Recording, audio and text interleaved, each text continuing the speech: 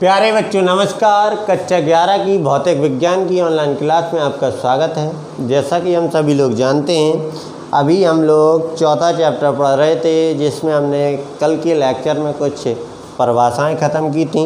कल हमारा दूसरा लेक्चर था, आज का हमारा तीसरा लेक्चर है। ठीक, तो चलिए देखते हैं। तो कल हमने की थी त्वरण की परिभाषा, अर्थात वेग परिवर्तन की दर क्या कहलाती थी? त्वरण कहलाती थी। सभी को मालूम है वेग परिवर्तन की दर त्वरण कहलाती है। अब त्वरण के कुछ प्रकार आते हैं, जिसमें से पहला आता है एक समान त्वरण। क्या आता है? एक समान त्वरण। एक समान त्वरण अर्थात त्वरण क्या रहेगा?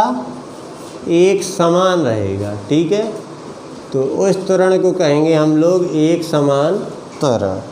ठीक है, मतलब कह सकते हैं हम, यदि समान समय अंतराल में वेग में परिवर्तन जो हो वो कैसा हो? समान, तभी तो कह सकते हैं हम एक समान त्वरण।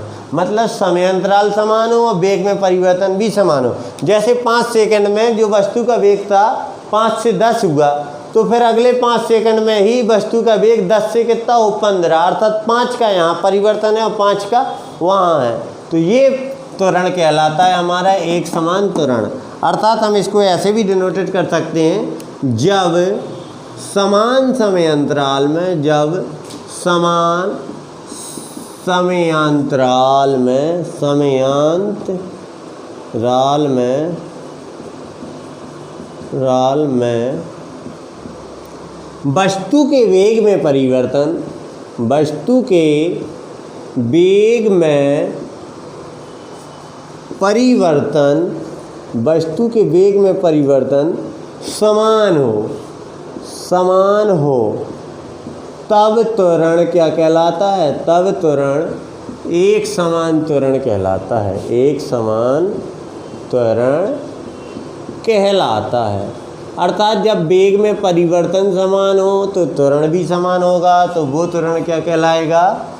एक समान त्वरण। ठीक है, मतलब वेग जैसे 5 सेकंड में, अभी मैंने बताया ना, 5 सेकंड में कुछ वेग परिवर्तित होता है और फिर अगले 5 सेकंड में उतने ही वेग में परिवर्तन समान होगा, तो वो त्वरण क्या कहलाएगा? एक समान त्वरण कहलाएगा। ठीक है, जैसे किसी स्पीड जब हम लोग बढ़ाते हैं गाड़ी की, तो वो समान समय में स्पीड बढ़ती ही जाती है। मतलब वेग में परिवर्तन हो रहा है लगातार और समय भी बदल रहा है लगातार। तो जब समान समय में वेग में परिवर्तन भी समान होता है तो वो क्या कहलाता है? एक समान त्वरण। अब इसी में हम लोग पढ़ लेते हैं असमान त्वरण। असमान त्वरण, इसी को कह सकते हैं हम लोग परिवर्ती त्वरण। क्या कह सकते हैं? परिवर्ती त्वरण। तो इसमें क्या होगा? समान समय अंतराल में वेग में परिवर्तन क्या हो जाएगा बेटा? भिन्न भिन्न हो जाएगा। तो इसको क्या कहेंगे? असमान त्वरण। तो क्या कहेंगे? जब समान समय में वेग में परिवर्तन क्या हो जाए? भिन्न भिन्न हो जाए। क्या हो जाए? भिन्न भिन्न होता है, तब त्वरण क्या कहलाता है? तब त्वरण क्या कहलाता है? असमान त्वरण कहलाता है। असमान त्वरण कहलाता है।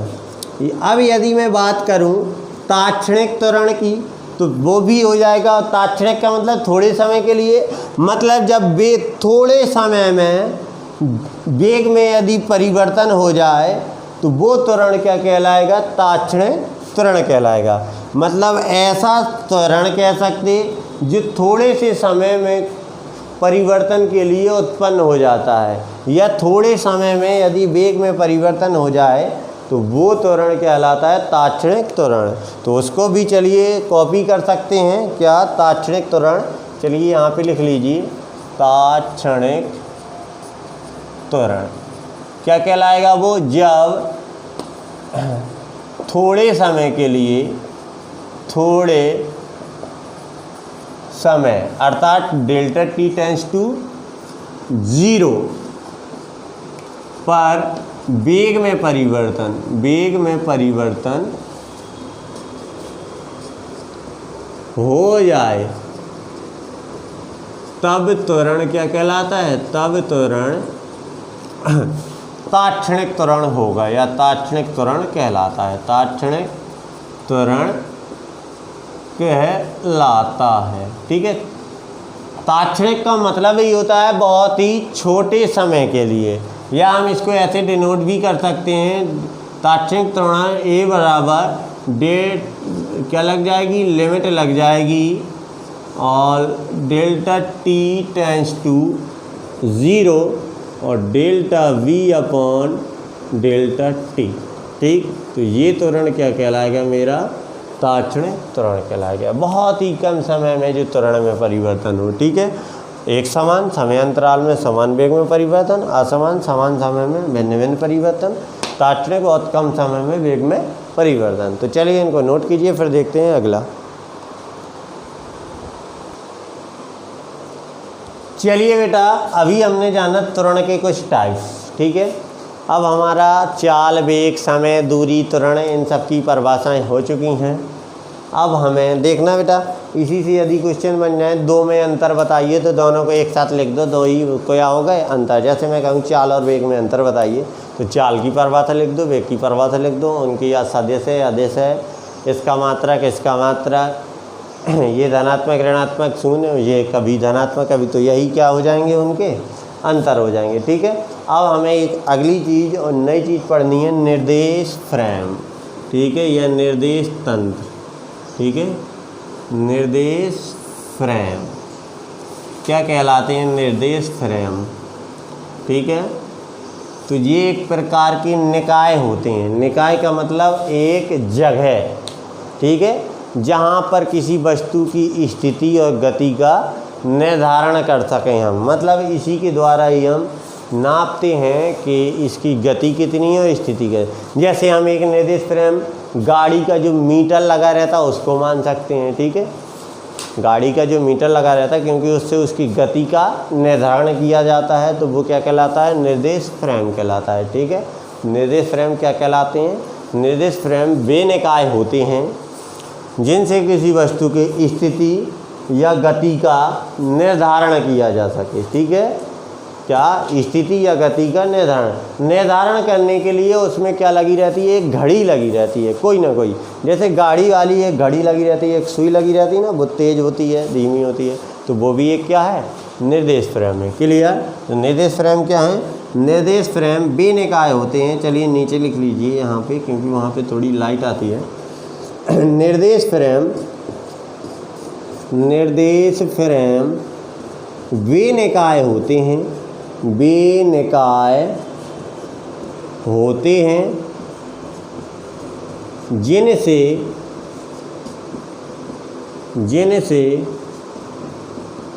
किसी वस्तु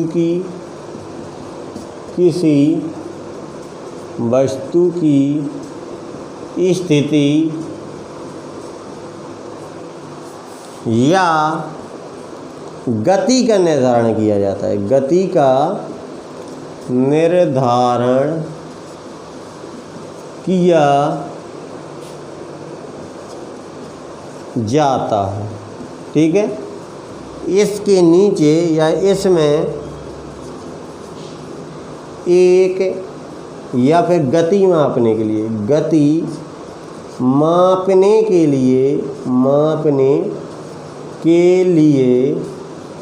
एक घड़ी लगी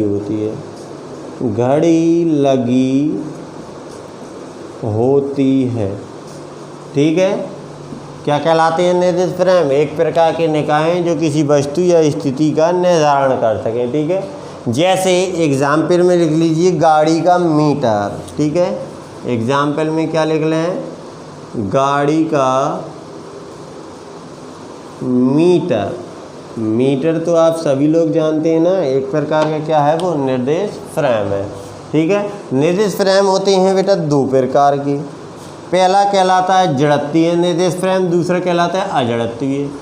पहला क्या है? जड़त्वीय निर्देश फ्रेम, और दूसरा अभी इसको लिखना नहीं, मैं लिखवाऊंगा, अजड़त्वीय निर्देश फ्रेम।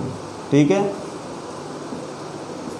जड़त्वीय अजड़त्वीय मतलब वे निर्देश फ्रेम जो न्यूटन के नियम का पालन करें। न्यूटन के नियम अभी हम आगे वाले लेक्चर में पढ़ेंगे। न्यूटन के नियम का पालन करें उनको कहते हैं जड़त्वीय निर्देश फ्रेम, और जो न्यूटन के नियम का पालन ना करें उनको कहते हैं अजड़त्वीय निर्देश फ्रेम। क्या कहते हैं? अजड़त्वीय निर्देश फ्रेम। जो न्यूटन के नियम का पालन करते हैं उनको जड़त्वीय निर्देश फ्रेम कहते हैं, और जो न्यूटन के नियम का पालन नहीं करते हैं उनको अजड़त्वीय निर्देश फ्रेम कहते हैं। ठीक है, तो चलिए इसको नोट कीजिए। जो अभी जड़त्वीय अजड़त्वीय अभी अपन लोग लिख रहे हैं, तो पहले इसको नोट कीजिए, फिर देखते हैं आगे।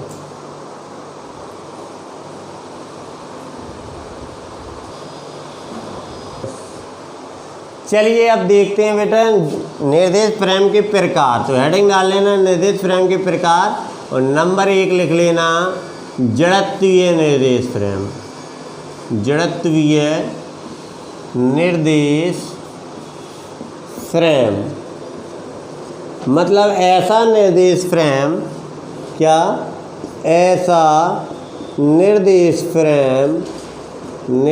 फ्रेम जो न्यूटन के नियम का पालन करें। न्यूटन के नियम का पालन करता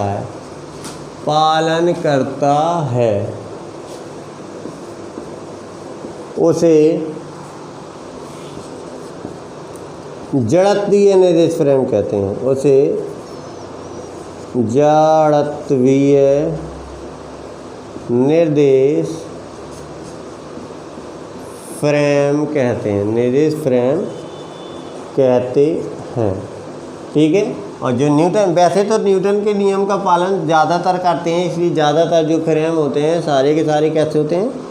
जड़त्वीय निर्देश फ्रेम। और अजड़त्वीय निर्देश फ्रेम में क्या लिखेंगे? जो न्यूटन के नियम का पालन नहीं करते हैं। तो आप इसी में वैसे तो लिख सकते हैं अजड़त्वीय निर्देश फ्रेम, मतलब ऐसे निर्देश फ्रेम जो न्यूटन के नियम का पालन नहीं करते हैं। ठीक है, ऐसे निर्देश फ्रेम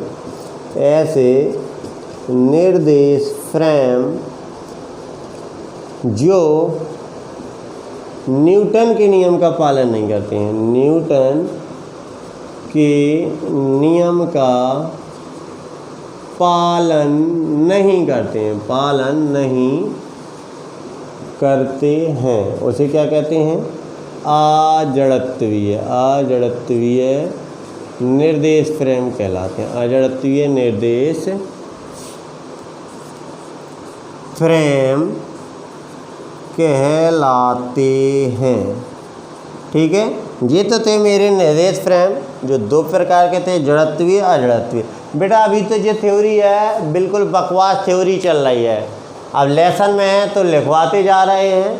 ठीक है, इसके बाद अब आने वाला है जो पेपरों में आता है, चाल के प्रकार, एक समान या गति के प्रकार, एक बीमीय गति, द्विबीमीय गति, त्रिबीमीय गति। अब उनको जानते हैं और उससे फिर हम लोग गति के समीकरणों का निगमन करेंगे जो पेपरों में अक्सर आते रहते हैं। तो चलिए इसको नोट कीजिए, फिर देखते हैं अगला।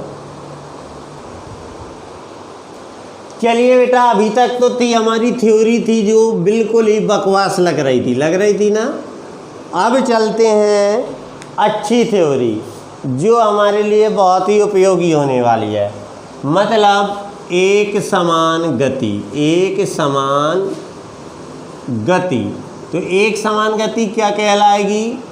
ऐसी गति जिसमें समय के साथ केवल वस्तु की एक निर्देशांक बदले, उसको कहेंगे एक समान गति, या सॉरी इसको कह सकते हैं एक विमीय गति कहेंगे बेटा, है एक विमीय गति, क्योंकि एक समान गति तो अभी हम पहले ही पढ़ चुके हैं, समान समय अंतराल में समान दूरी तय करें। ठीक है, तो ये क्या कहलाएगी? एक विमीय गति, अर्थात एक विमामय गति होगी। जैसे हमारी ट्रेन चलती है, या फिर धागे से यदि हम एक कोने से दूसरे कोने में बांध दें तो एक कीड़े को चलाएं, चीटा को, चींटी को, तो वो एक ही दिशा में चलती है ना।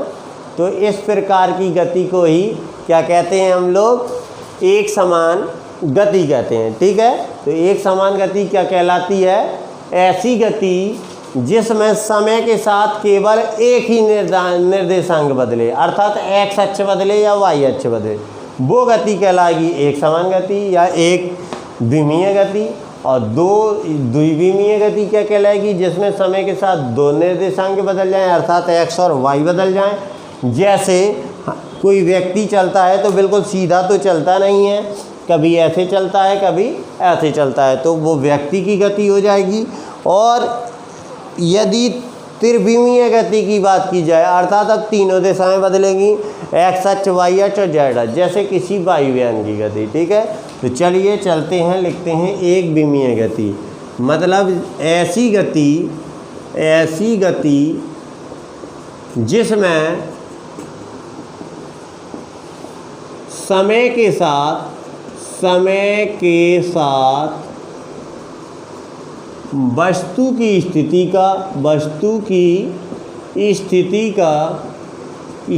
का केवल एक निर्देशांक बदलता है, क्या कहलाती है, एक विमीय गति कहलाती है। एक विमीय गति कहलाती है। जैसे मैं कह दूं, जैसे पटरी पर चलती हुई ट्रेन की गति, पटरी पर चलती हुई ट्रेन की गति। या दूसरा एग्जाम्पल ले लूँ, धागे में चलते हुए कीड़े की गति, कोई भी कीड़ा ले सकते। और भी काफ़ी सारे एग्जाम्पल होंगे एक विमीय गति के। जैसे हम ही बिल्कुल सीधे चलते तो अभी तो हमारी स्थिति के साथ केवल एक ही विमा बदल रही है, तो ऐसी गति क्या कहलाती है, एक विमीय गति। और यदि मैं कहूँ द्विविमीय गति, तो द्विविमीय गति में क्या आ जाएगा बेटा, ऐसी गति जिसमें समय के साथ वस्तु की स्थिति का दो निर्देशांक बदल जाएं, उसको क्या कहेंगे, द्विविमीय गति कहेंगे। ठीक है, और तीन निर्देशांक बदल जाएंगे तो त्रिविमीय गति कहेंगे। ठीक है, मतलब ऐसी गति जिसमें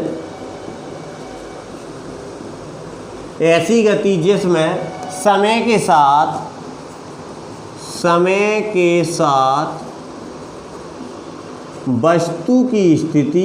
वस्तु की स्थिति के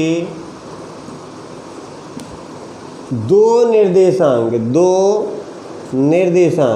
निर्देशांक का मतलब कौन कौन से, एक्स और वाई बदल जाते हैं, उसे क्या कहते हैं, उसे द्विविमीय गति कहते हैं। द्विविमीय अर्थात दो विमा में गति, द्विविमीय गति कहते हैं। जैसे दो विमाएं परिवर्तित होनी चाहिए, जैसे मैं मान लूँ रोड पर चलते हुए व्यक्ति या कोई भी व्यक्ति चलता है तो वो दो विमाएं उसकी बदल जाती हैं, ऐसे चलेगा, कहीं ऐसे जाएगा, कैसे जाएगा। ठीक है, तो उसकी कितनी विमाएं बदलती हैं, दो। या फिर घूमते हुए पंखे की गति कर लो, तो देखो हर टाइम दिशाएं बदल रही हैं, दो। तो या कह दो घूमते हुए पंखे की गति। क्लियर। ऐसे ही हम त्रिविमीय गति उसमें लिख देंगे चलते हुए हवाई जहाज की गति, क्योंकि वो तीनों दिशाओं में कहीं भी जा सकता है। ठीक है, तो त्रिविमीय गति भी आप लोग लिख सकते हैं, उसको लिख लेना, या फिर चलो मैं ही लिखवा देता हूँ, त्रिविमीय गति अर्थात ऐसी गति जिसमें समय के साथ क्या आ जाएगा, वस्तु की स्थिति के तीन निर्देशांक बदल जाएं। वस्तु की स्थिति के 3 निर्देशांक बदल जाएं। 3 निर्देशांक कौन कौन से? x, y, z बदल जाएं या बदल जाते हैं, उसे क्या कहते हैं? बदल जाते हैं, उसे त्रिविमीय गति कहते हैं। त्रिविमीय अर्थात 3 विमाओं में गति, त्रिविमीय गति कहते हैं। जैसे एग्जाम्पल में कुछ भी लिख सकते हैं, जैसे हवाई या जहाज की गति, हवाई जहाज की गति। तो चलिए इन 3 गतियाँ थीं हमारी, इनको नोट कीजिए। क्या है? ऐसी गति जिसमें समय के साथ 1 निर्देशांक बदले तो 1 विमीय, 2 निर्देशांक बदलें 2 विमीय और 3 निर्देशांक बदलें तो त्रिविमीय गति कहलाती है। तो चलिए इसको नोट कीजिए।